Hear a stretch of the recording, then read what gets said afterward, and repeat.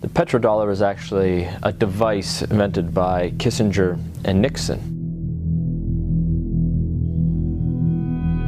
The standard of living of all Americans can be traced back to here, the vast oil-rich deserts of Saudi Arabia. In the early 70s, after the Arab crisis happened with the oil embargoes, OPEC basically tripled the price of oil to the Western world. And at that time, America realized that they were vulnerable because they were importing about 70% of all the oil they consumed.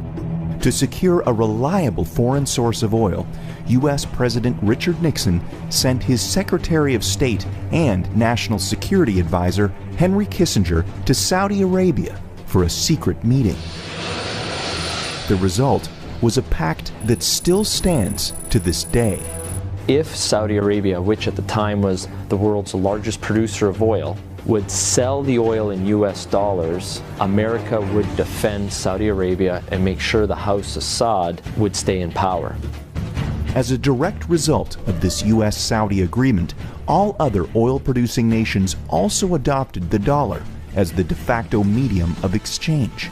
Demand for it increased exponentially all over the world, and soon it had a new name: the petrodollar. Your currency is only as strong as the demand for it, just like anything else, the supply and demand. Why the petrodollar is important? It causes a demand for the US dollar. A lot of Americans don't realize that over 70% of all the $100 bills in the world are actually outside of the US. There's more $100 bills in Russia than there are in America. This stockpile of US dollars in countries around the world is because oil is bought and sold using the greenback. If oil starts trading in non-petrodollars, such as gold or a basket of currencies, or if China and Russia start trading in yuan and ruble rather than US dollars, that demand isn't there. And the way of life for the average American will be done. It will be worse than the Great Depression.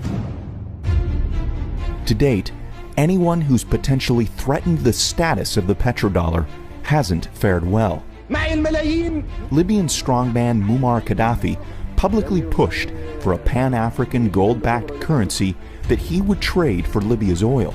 He was killed during a US-backed revolution in 2011. And just a few short years before, Iraqi dictator Saddam Hussein advocated selling oil for euros.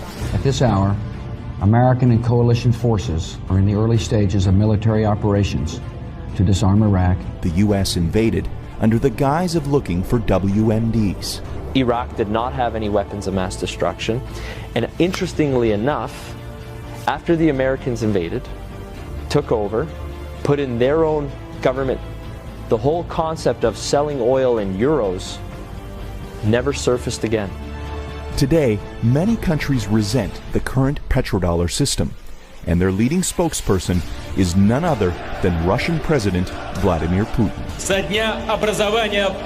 Americans should be very worried about what Putin can do. There is a new Cold War going on. It is the Colder War. That is exactly what's going on. And who's in the center of this push? Vladimir Putin. And the petrodollar is so crucial to the Colder War. The only thing holding America right now at the top is the petrodollar. And let me make it very clear.